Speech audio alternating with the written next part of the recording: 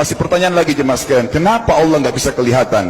Saya akan jawab dan tolong ini jadikan sebagai pegangan hidup. Ini landasan akidah kita. Kata para ulama, karena anda kalau sholat, anda mengucapkan satu kalimat yang merupakan jawabannya. Allahu Akbar. Allah Maha Besar. Akbar adalah siga mubalaghah dalam Islam. Sesuatu yang melampaui batas, Maha Besar.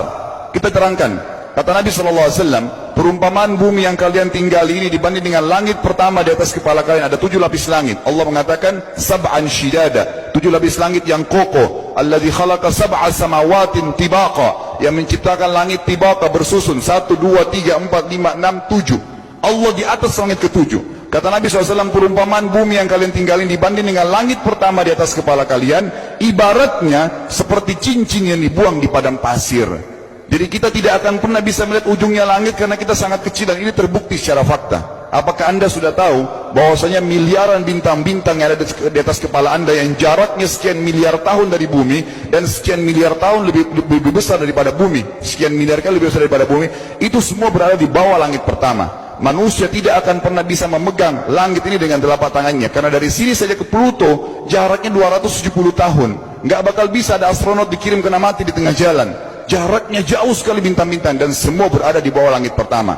Kata Nabi SAW, di atasnya ada langit kedua besarnya, digabung antara bumi sama langit pertama seperti cincin dibuang di padang pasir. Langit ketiga, 2, 1 dan bumi digabung tiga-tiganya, di mana langit ketiga seperti cincin dibuang di padang pasir, sampai langit ke-7, 5, 6, 4, 3, 2, 1 dan bumi 7 digabung, dibanding langit ke-7 seperti cincin dibuang di padang pasir. Dan langit yang luas ini jemaah sekalian dipenuhi dengan makhluk Allah yang lain namanya malaikat. Dalam hadis Bukhari kata Nabi SAW, waktu saya sedang dimi'rajkan ke langit, tidak ada 4 jari pun ukuran di langit yang luas itu, kecuali saya temukan malaikat yang sedang ruku atau sujud, penuh dengan jumlah mereka. Anda tahu malaikat itu ada namanya nama kelompok, seperti Raqib Atid itu kelompok. Di bawah Raqib banyak miliaran malaikat, di bawah Atid miliaran malaikat. Sama dengan Munkar Nakir, ada memang nama kelompok. Makanya kalau manusia 5 miliar, Raqib Atidnya 10 miliar. Raqib Atidnya 10 miliar. Lalu kata Nabi SAW, di atas langit ke-7 ada Sidratil Muntaha. Besarnya digabung antara 7 lapis langit dan bumi 8 hanya seperti cincin dibawa di padang pasir. Di atas Sidratil Muntaha ada sebuah lautan yang Allah ciptakan. Lautan itu besarnya digabung antara Sidratil Muntaha, 7 lapis langit dan bumi 9 9-nya seperti cincin dibuang di padang pasir.